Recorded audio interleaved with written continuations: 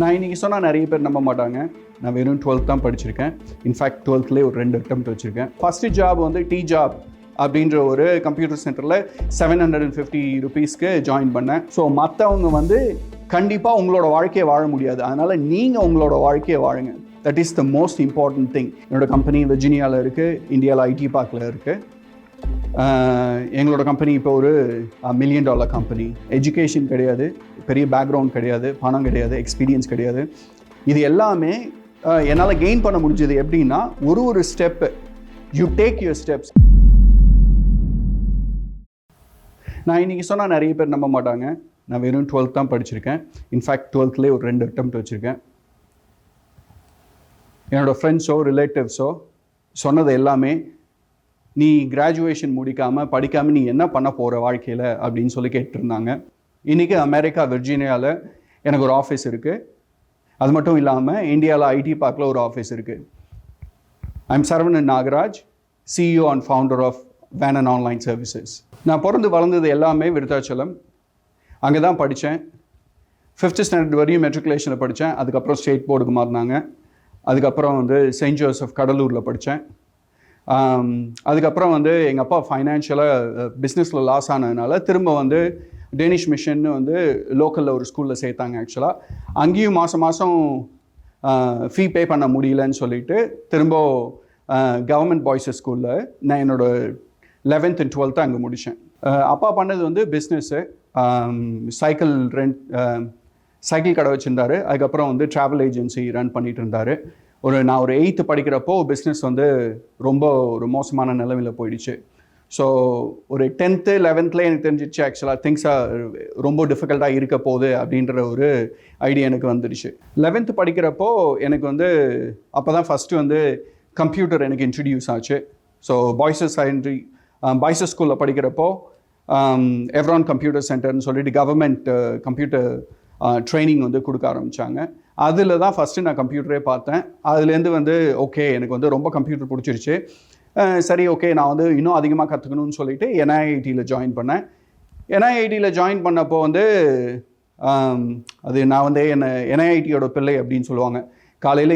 காலையில் ஒரு 8 மணிக்கு ஆரம்பித்தாங்கன்னா சாயங்காலம் 7 மணி வரையும் அங்கே தான் இருப்பேன். 12th பார்த்தீங்கன்னா முக்கால்வாசி நாள் வந்து ஸ்கூலுக்கு போல் NIITயில் தான் இருந்தேன். அதனாலே வந்து மேக்ஸில் போயிடுச்சு. ஈவன் தோ கம்ப்யூட்டர் சயின்ஸில் ரொம்ப நல்லா பண்ணாலும் மேக்ஸில் வந்து ஃபெயில் ஆகிட்டேன். இப்போது என்ன பண்ணலாம், என்னோடய சுச்சுவேஷன் பார்க்குறப்போ அப்போ வந்து இன்னும் கொஞ்சம் வெயிட் பண்ணி நான் வந்து காலேஜ் முடிச்சுட்டு இன்னும் 3 வருஷம் கழித்து நான் வந்து வேலைக்கு போகலான்ற நிலமையில் இல்லை. அப்போயே நான் வந்து வேலைக்கு போகணும், சம்பாதிக்கணுன்ற ஒரு நிலைமை ஒன்று வந்துருச்சு. ஸோ ஃபஸ்ட்டு ஜாப் வந்து டீ ஜாப் அப்படின்ற ஒரு கம்ப்யூட்டர் சென்டரில் 750 ருபீஸ்க்கு ஜாயின் பண்ணேன். அதுக்கப்புறம் ஒரு 3 மாதம் 4 மாதத்தில் NIITலே வந்து என்னை வேலைக்கு எடுத்துக்கிட்டாங்க. அது வந்து எனக்கு ஒரு ரொம்ப ப்ரவுட் மூமெண்ட். ஏன்னா நான் படித்த இடத்துலேயே வந்து நான் வந்து ஒர்க் பண்ணுறேன் அப்படின்றது. ஒரு 6 மாதம் 8 மாதம் அங்கே ஒர்க் பண்ணேன். அதுக்கப்புறம் வந்து சரி நான் ஒரு ப்ரோக்ராமர் ஆகணும், அப்போ அதுக்கு நான் வந்து சென்னை போகணும் அப்படின்னு சொல்லிட்டு சென்னைக்கு கிளம்பலாம் அப்படின்னு சொல்லி முடிவு பண்ணிட்டேன். சென்னைக்கு போகலான்னு முடிவு பண்ண உடனே வீட்லேயும் சரி ஃப்ரெண்ட்ஸ் சர்க்கிள்லேயும் சரி என்ன சொல்கிறது, எல்லாரும் இந்த சொன்னது என்னென்னா, நீ என்ன பண்ண போகிற, சென்னையில் போய் நீ என்ன பண்ண போகிற, உனக்கு யாரை தெரியும், நீ என்ன அங்கே போயிட்டு என்ன வேலை நீ செய்வ அப்படின்னு கேட்டாங்க. எனக்கு வந்து இல்லை நான் போனால் எப்படியாவது ஒரு கம்பெனியாக ஏறி இறங்காவது வந்து ஏதாவது வேலை வாங்கிடுவேன் அப்படின்னு சொல்லிட்டு சரி ஓகே எதுனாலும் நான் போய் பார்க்குறேன் அப்படின்னு சொல்லி தான் முடிவு பண்ணிவிட்டு சென்னைக்கு வந்தேன். சென்னைக்கு வர வழியில் ட்ரெயினில் வந்து வர வழியில் இந்த தமிழ் கம்ப்யூட்டர்ன்ற மேகசின் வந்து வாங்கினேன். அந்த மேகசின் பார்த்துட்டு இருந்தப்போ கடைசி பேஜில் வந்து கன்சல்டன்சிஸோட நம்பர்ஸை மென்ஷன் பண்ணியிருந்தாங்க. இவங்க வந்து பிளேஸ்மெண்ட் கன்சல்டன்சிஸ் அப்படின்னு சொல்லிட்டு சரி ஓகே எனக்கு பிளேஸ்மெண்ட் கன்சல்டன்சிஸ் கிடச்சிருக்கு, ஸோ அங்கே போய் பார்க்கலான்னு சொல்லிட்டு வெரி நெக்ஸ்ட் டேவே வந்து கன்சல்டன்சிக்கு வந்து ஃபஸ்ட்டு கன்சல்டன்சி போகிறேன். அதாவது இந்த வேலையை வாங்கி கொடுப்பாங்க இல்லையா, அங்கே போகிறேன். இன்டர்வியூ பண்ணுறவர் வந்து கூப்பிட்டாரு. நான் உள்ளே போய் உட்காந்தவுடனே எனக்கு இன்னும் ஒரு நேம் நினைப்பிருக்கு, ப்ரமோட். அவர் வந்து கேட்டது வந்து tell me about yourself அப்படின்னாரு. Tell me about yourself அப்படின்னு அவ்வளோதான். எனக்கு வந்து மை நேம் இஸ் சரவணன் அப்படின்னு அதோட முடிஞ்சிடுச்சு. வேறு எதுவுமே நான் ஒரு வார்த்தை கூட பேசலை. அவர் வந்து கொஞ்ச நேரம் வெயிட் பண்ணார். வெயிட் பண்ணிவிட்டு உங்களுக்கு ரெஸ்யூமும் பார்த்தாரு. உங்களுக்கு கிராஜுவேஷன் இல்லை, இல்லை இங்கிலீஷும் நீங்கள் நல்லா பேச மாட்டீங்க, எதுவுமே பேச மாட்டீங்க, உங்களுக்கு வந்து ப்ரோக்ராமர் வேலைலாம் கிடைக்கிறதுக்கு வாய்ப்பு இல்லை அப்படின்னு சொன்னார். எனக்கு வந்து சரி இப்போ என்ன பண்ணலாம் அப்படின்னு யோசிச்சப்போ, கண்டிப்பாக வந்து கிராஜுவேஷன் ரொம்ப முக்கியன்றது தெரியுது ஆக்சுவலாக. சரி ஓகே, கிராஜுவேஷன் இல்லாமல் வேறு என்ன வேலை நான் வாங்க முடியும் அப்படின்னு சொல்லி அதை பற்றி யோசிக்க ஆரம்பித்தேன். ஸோ அப்போ இந்த ஃப்ரீ ஆட்ஸ்லாம் வரும் ஆக்சுவலாக, அந்த எல்லோ கலர் பேப்பர் வந்து ஃப்ரீ ஆட்ஸில் போயிட்டு அந்த ஃப்ரீ ஆட்ஸ் வாங்குவேன். ஃப்ரீ ஆட்ஸ் வாங்கிட்டு அதில் வந்து நிறைய ஜாப்ஸ் வந்து கொடுப்பாங்க. அதில் வந்து என்னென்ன ஜாப்ஸ் இருக்குது அப்படின்னு சொல்லி பார்க்க ஆரம்பித்தேன். அதில் வந்து பார்த்ததில் வந்து குவாலிஃபிகேஷன் தேவையில்லைன்னு சொன்னது வந்து ஒரே ஒரு இது வந்து கால் சென்டர். சரி ஓகே, இங்கிலீஷ் தான் தேவை, குவாலிஃபிகேஷன் தேவையில்லை, சரி எப்படி இருக்குன்னு சொல்லிட்டு அட்டன் பண்ணலான்னு சொல்லி அடுத்தது இன்டர்வியூ அட்டன் பண்ணேன். அப்போ தான் வந்து first time group discussion attend பண்ணுறேன். உள்ளே போனவொடனே குரூப் டிஸ்கஷன்லாம் எனக்கு என்னென்ன தெரியாது ஆக்சுவலாக. உள்ளே போனவொடனே எல்லாம் உட்காந்துருந்தாங்க. எல்லாம் வந்து ரொம்ப நல்லா ட்ரெஸ் பண்ணியிருந்தாங்க என்ன தவிர. உள்ளே போனவொடனே எனக்கு வந்து ஒரு மாதிரி ஆயிடுச்சு. சரி என்ன பேச போகிறேன் எனக்கு தெரியல. அங்கே போயிட்டு சரி நான் கடைசி அட்லீஸ்ட் நான் வந்து அப்புறம் யோசித்தேன் ஆக்சுவலாக, சரி நம்ம கிளம்பி போயிடலாமா, நான் ரெஸ்ட் ரூம் யூஸ் பண்ணுறேன் அப்படின்னு சொல்லிட்டு கிளம்பி வந்துடலாமான்னு நினச்சேன். அதுக்கப்புறம் ஒரு நிமிஷம் யோசித்து பார்த்தேன், இவங்களை எல்லாம் நான் திரும்ப பார்ப்பேனான்னு தெரியல, இவங்கள நினச்சி நான் ஏன் அதை வந்து இது ஏன் அட்டன் பண்ணாமல் போகணுன்னு சொல்லிட்டு சரின்னு சொல்லிட்டு இருந்துட்டேன். சரி நான் வந்து கடைசியாக உட்காந்துக்கலாம் அப்படின்னு சொல்லிட்டு பின்னாடி போய் உட்காந்துட்டேன். கடைசியாக இவங்க என்ன பண்ணாங்கன்னா, அதுக்கு சோதனையாக வந்து என்ன தான் ஃபஸ்ட்டு கூப்பிட்டாரு. நீங்கள் வந்து ஆரம்பிங்க, will start from you, tell me about your செல்ஃப்னு சொல்லிட்டு அவர் ஆரம்பித்தார். அதுக்கப்புறம் வந்து அவர் வந்து என்ன சொன்னார், you talk about anything அப்படின்னாரு. Talk about anything. எனக்கு வந்து எனக்கு என்ன சொல்கிறதுனே தெரியல. நான் அவனை கேட்டேன், என்ன வந்து சி லாங்குவேஜ் பற்றி பேசணுமா அப்படின்னா, இல்லை no you talk about general things அப்படின்னாரு. அவ்வளோதான். நான் அப்படியே கையை பசஞ்சிட்டு நின்றுட்டு இருந்தேன். சரி okay, will give you another chance அப்படின்னு சொல்லிட்டு எல்லாம் முடிச்சுட்டு வராங்க. திரும்ப வந்து கூப்பிட்டாரு. திரும்ப எதுவும் என்னால் சொல்ல முடியல ஆக்சுவலாக. சரி ஓகே, இப்போ வந்து வெளியே வந்துட்டேன் இன்டர்வியூலேருந்து. ஸோ இப்போ வந்து நான் இங்கிலீஷை கண்டிப்பாக டெவலப் பண்ணால் தான் எனக்கு வந்து வேலை கிடைக்குன்ற ஒரு சூழ்நிலை வந்துடுச்சு. இப்போ இங்கிலீஷ் டெவலப் பண்ணணுன்னா கண்டிப்பாக நான் என்ன பண்ணணுன்னா புக்ஸ் எல்லாம் வாங்கணும்னா அதுக்கு காசு இல்லை. ஆனால் நான் சேர்த்து வச்சுருந்த கம்ப்யூட்டர் புக்ஸ் எல்லாம் இருந்துச்சு. அந்த கம்ப்யூட்டர் புக்ஸ் எல்லாத்தையும் எடுத்துகிட்டு போயிட்டு மோ மார்க்கெட்டுக்கு எடுத்துகிட்டு போனேன். அது ரொம்ப டிஃபிகல்ட்டான டெசிஷன். காசு இல்லாத டைமில், அந்த டைமில் நீங்கள் ஒரே ஒரு இது, அது ரொம்ப டிஃபிகல்ட் டெசிஷன். ஏன்னா இவ்வளோ நாள் வந்து ஒரு புக்காக வந்து சேர்த்து வச்சு வாங்கின புக்கு, அதுதான் என்னோடய சொத்துன்னு சொல்லலாம் ஆக்சுவலாக. மொத்தமாக எல்லாத்தையும் எடுத்துகிட்டு போயிட்டு மோர் மார்க்கெட்டில் கொடுத்துட்டு அதை இங்கிலீஷ் புக்ஸாக மாற்றிட்டு எடுத்துகிட்டு வந்தேன்.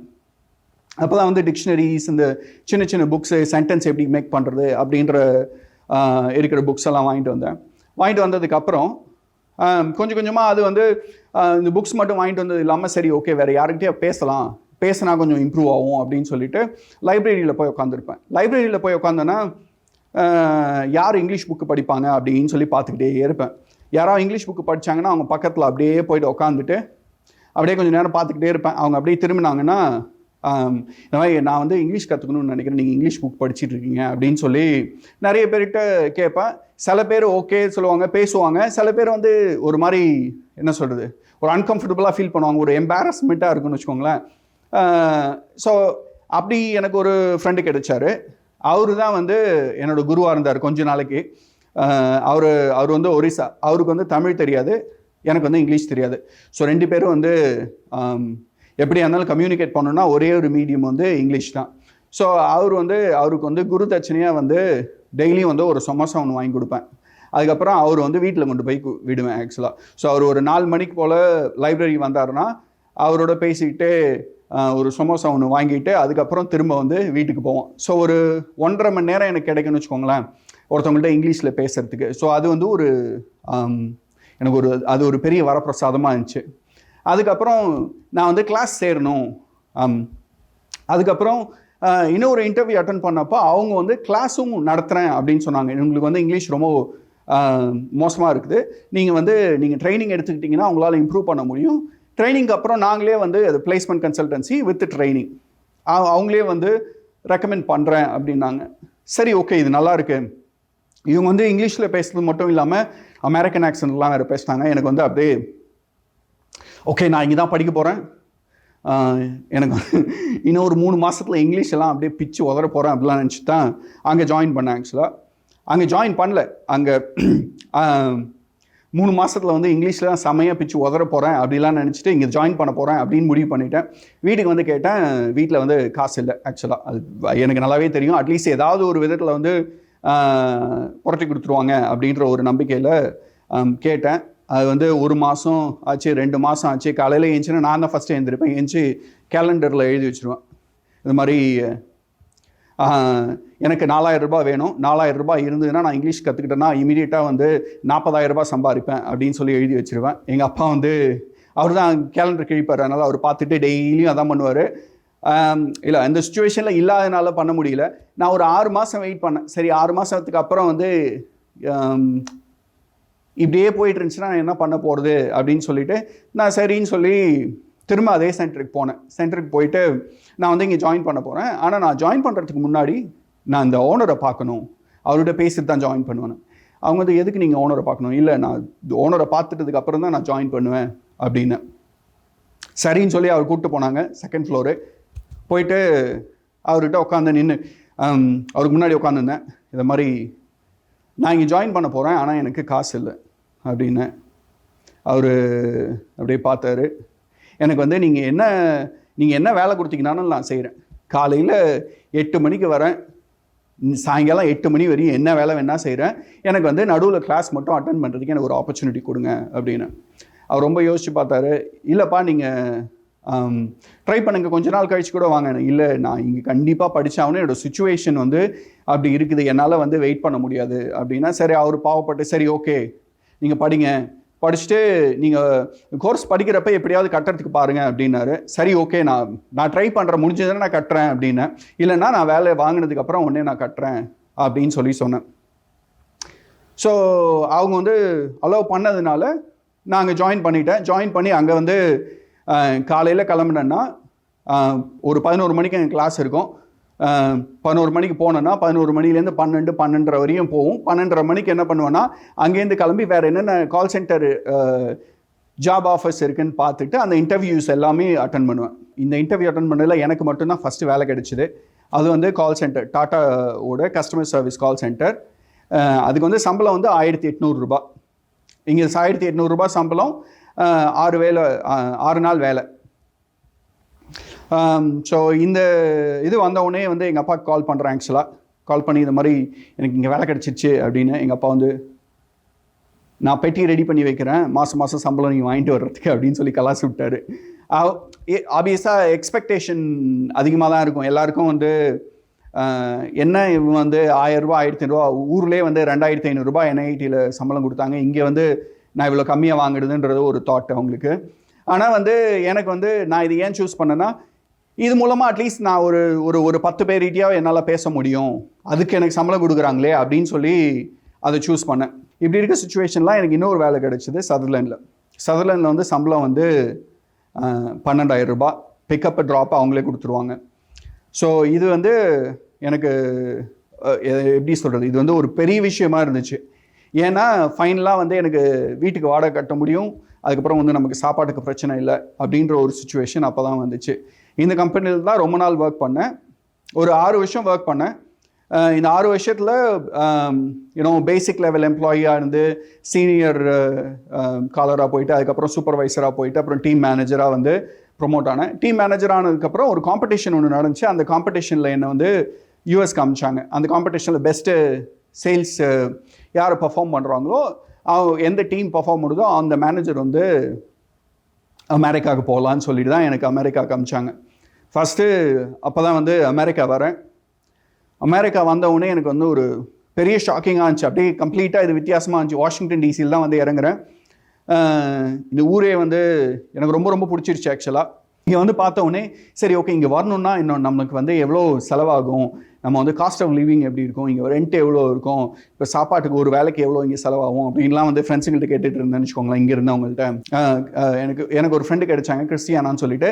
அவங்க வந்து என்ன பண்ணாங்க, நீ ஏன் வரக்கூடாது, அவங்க வந்து என்னை பற்றி நிறைய தெரிஞ்சுக்கிட்டாங்க. ஆக்சுவலாக நீ ஏன் பிஸ்னஸ் ஸ்டார்ட் பண்ணக்கூடாது, நீ வந்து பிஸ்னஸ் ஸ்டார்ட் பண்ணனா நல்லா பண்ணலாம்ல அப்படின்னாங்க. நான் சொன்னேன், இதுக்கு முன்னாடியே நான் பிஸ்னஸ்லாம் ஸ்டார்ட் பண்ணியிருக்கேன், இதுக்கு முன்னாடியே வந்து இந்த கம்ப்யூட்டர் சென்டர் போட்டேன், அதுக்கப்புறம் வந்து இந்த ப்ரௌசிங் சென்டர் போட்டேன். இதெல்லாம் வந்து ஒர்க் ஆகலன்னு. சரின்னு சொல்லிவிட்டு நான் அதை வந்து சீரியஸாக எடுத்துக்கல. அப்புறம் சென்னைக்கு போனேன். சென்னைக்கு போயிட்டு ஒரு 6 months ஆச்சு. நான் அதை பற்றியே யோசிச்சுட்டு இருந்தேன். சரி ஏன் போகலாமா நம்ம அப்படின்னு சொல்லிட்டு அப்புறம் ஃபைனலாக வந்து டிசைட் பண்ணிட்டேன். சரி ஓகே நான் போகிறேன், யூஎஸ் போகிறேன் அப்படின்னு சொல்லி முடிவு பண்ணிவிட்டு டிக்கெட்டை புக் பண்ணேன். அது வந்து நியூயார்க் போகலாமா லாஸ் ஏஞ்சலஸ் போகலாமான்னு சொல்லி பார்த்தேன். பப்ளிக் டிரான்ஸ்போர்ட்டேஷன் லாஸ் ஏஞ்சலஸ் கிடையாது, அதனால் நியூயார்க் சூஸ் பண்ணி, நியூயார்க்கில் எனக்கு யாரும் தெரியாது. சரி போய் ஏதாவது பார்க்கலாம் அப்படின்னு சொல்லிட்டு சென்னைக்கு எப்படி வந்தால் ஏதாவது ஒரு வேலை கிடைக்கும்னு வந்தோமோ அதே மாதிரி நியூயார்க் வந்தேன். நியூயார்க் வந்துட்டேன். நியூயார்க்கில் வந்து என்னோடய பட்ஜெட் வந்து ஒரு நாளைக்கு வந்து $3 சாப்பிட்றதுக்கு. காலையில் ஒரு பீஸா ஸ்லைஸு, சாயங்காலம் ஒரு பீஸா ஸ்லைஸு, நைட்டு ஒரு பீஸா ஸ்லைஸு. காலையில் சாயங்காலம் நைட்டு ஒரு பீஸா ஸ்லைஸு $1. டூ பிரதர்ஸ்னு இங்கே ஒரு பீட்சா கடை இருக்குது. அதுதான் என்னை வாழ வச்சுன்னு வச்சுக்கோங்களேன். ஆனால் கொஞ்ச நாளைக்கு அப்புறம் வந்து அது பீட்சாவே நான் ரொம்ப வெறுக்க ஆரம்பிச்சிட்டேன். ஒரு 5 வருஷம் அதுக்கப்புறம் நான் பீட்சாவே சாப்பிடல. அந்த மாதிரி ஒரு சுச்சுவேஷனுக்கு என்னை எடுத்துகிட்டு போயிடுச்சுன்னு வச்சுக்கோங்க. ஸோ இங்கே வந்து காலையில் என்னோடய ஒர்க் என்னென்னா ஒரு டோர் டு டோர் போயிட்டு ஒரு பில்டிங் எடுத்தேன்னா அந்த பில்டிங் பூரா கவர் பண்ணுவேன். அங்கே போயிட்டு ஒரு பில்டிங் எடுத்தேன்னா அந்த பில்டிங் உள்ளே போயிட்டு நாங்கள் வந்து வெப்சைட் செஞ்சு கொடுக்குறேன் நான், இல்லை வந்து உங்களுக்கு வந்து எந்த ஒர்க்குனாலும் நான் பண்ணி கொடுக்குறேன், இல்லை கால் சென்டர் உங்களுக்கு வைக்கணுமா, கஸ்டமர் சர்வீஸ் நான் பண்ணுறேன் அப்படின்ற மாதிரிலாம் கேட்பேன். ஸோ அப்படி தான் வந்து எனக்கு நியூயார்க்கில் எதுவும் இமீடியட்டாக கிடைக்கல. ஆனால் ஈவினிங் வந்தேன்னா ஈவினிங் வந்து ஃபோன் கால் பண்ணுவேன். கலிஃபோர்னியா அவங்களோட டைம் வந்து இங்கே ஈவினிங்னா நியூயார்க்கில், கலிஃபோர்னியாவில் மதியானம். ஸோ அங்கே கால் பண்ணுவேன். அங்கே கால் பண்ணேன்னா அப்படி தான் எனக்கு ஒரு ஒர்க்கு கிடச்சிது. அந்த ஒரு கிளைண்ட் வந்து ரெகுலர் கிளைண்ட் ஆனாங்க. அதுக்கப்புறம் கொஞ்சம் கொஞ்சமாக நிறைய வந்து கிளைண்ட்ஸ் வர ஆரம்பித்தாங்க. ஒருத்தவங்க இருந்தாங்க, ஒருத்தவங்க 3 பேர் ஆனாங்க, 3 பேர் 10 பேர் ஆனாங்க, 10 பேர் வந்து 30 பேர் ஆனாங்க. இன்றைக்கி உலகம் பூரா 300 பேருக்கு மேலே ஒர்க் பண்ணுறாங்க. என்னோடய கம்பெனி வெர்ஜீனியாவில் இருக்குது, இந்தியாவில் ஐடி பார்க்கில் இருக்குது. எங்களோட கம்பெனி இப்போ ஒரு $1 million கம்பெனி. அது மட்டும் இல்லாமல் இங்கே ஃபாக்ஸ் பிஸ்னஸ்ன்ற ஒரு இட்ஸ் அ பிஸ்னஸ் சேனல் வந்து எங்கள் கம்பெனியை வந்து எங்களோட இண்டஸ்ட்ரியில் ஒன் ஆஃப் த லீடிங் கம்பெனியாக வந்து ரெக்கக்னைஸ் பண்ணியிருக்காங்க. நிறைய பேருக்கு நிறைய ஐடியாஸ் இருக்கும். நான் யங்ஸ்டர்ஸ்க்கு சொல்ல விரும்புகிறது என்னென்னா, எனக்கு வந்து குவாலிஃபிகேஷன் இல்லை, எஜுகேஷன் கிடையாது, பெரிய பேக்ரவுண்ட் கிடையாது, பணம் கிடையாது, எக்ஸ்பீரியன்ஸ் கிடையாது. இது எல்லாமே என்னால் கெயின் பண்ண முடிஞ்சது எப்படின்னா, ஒரு step you take your steps. நிறைய பேருக்கு வந்து ஆசைகள் இருக்கும், ட்ரீம் இருக்கும், ஆனால் அதுக்கான ஸ்டெப்ஸ் எதுவும் எடுக்க மாட்டாங்க. ஏன்னா நம்ம விழுந்தோன்னா என்ன பண்ணுறது, யார் வந்து நம்மளை காப்பாற்றுவாங்க அப்படின்ற ஒரு திங்கிங்லாம் இருக்கும். உங்களால் முடிஞ்ச ஒரு சின்ன சின்ன விஷயங்களை செய்யுங்க. ஒரு ஸ்டெப் இன்றைக்கி எடுத்திங்கன்னா அந்த ஸ்டெப்பு வந்து நாளைக்கு வந்து அடுத்த ஸ்டெப் எடுத்து வைக்கிறதுக்கான பலத்தை கொடுக்கும். So you need to take one step at a time. when you do that you will be able to make a history. So உங்களோட பாயிண்ட் ஆஃப் வியூன்னு ஒன்று இருக்கும், அதை நீங்கள் ஃபாலோ பண்ணுங்கள். அதாவது உங்களுக்குன்னு உங்கள் ஹார்ட் என்ன சொல்லுதோ அதை நீங்கள் ஃபாலோ பண்ணுங்கள். நிறைய பேர் அட்வைஸ் பண்ணுவாங்க, ரெக்கமெண்ட் பண்ணுவாங்க, நம்மளை சுற்றி இருக்கவங்க நல்லதுக்கு தான் சொல்கிறாங்கன்னாலும் அவங்களோட பார்வை வேறு, அவங்களோட எக்ஸ்பீரியன்ஸ் வேறு.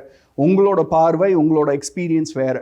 ஸோ மற்றவங்க வந்து கண்டிப்பாக உங்களோட வாழ்க்கையை வாழ முடியாது. அதனால் நீங்கள் உங்களோட வாழ்க்கையை வாழுங்க. That is the most important thing. Even நீங்கள் அதை ஃபெயில் ஆனீங்கன்னாலும், கடைசியாக நான் டிசைட் பண்ணது என்னென்னா, ஈவன் நான் ஃபெயில் ஆனாலும் அட்லீஸ்ட் நான் எனக்கு வந்து ஒரு ஹாப்பினஸ் இருக்கும். ஓகே, நான் ரிஸ்க் எடுக்க வேண்டியதை எடுத்தேன், நான் ஃபெயில் ஆனேன் அப்படின்ற ஒரு திருப்தி எனக்கு இருக்கும். அதுக்காக தான் நான் ரிஸ்க் எடுத்தேன். Fortunately I became successful. அது நிறைய பேர் வந்து இதை பண்ண முடியுன்றதை நானும் நம்புகிறேன். Thank you so much for the opportunity, Josh Talks, for allowing me to share my life story, my experience with everyone. இந்த வீடியோ உங்களுக்கு பிடித்திருந்ததுன்னா ஃப்ரெண்ட்ஸோட ஷேர் பண்ணுங்க. கருத்துக்களை மறக்காம கமெண்ட்ஸ்ல பதிவு பண்ணுங்க.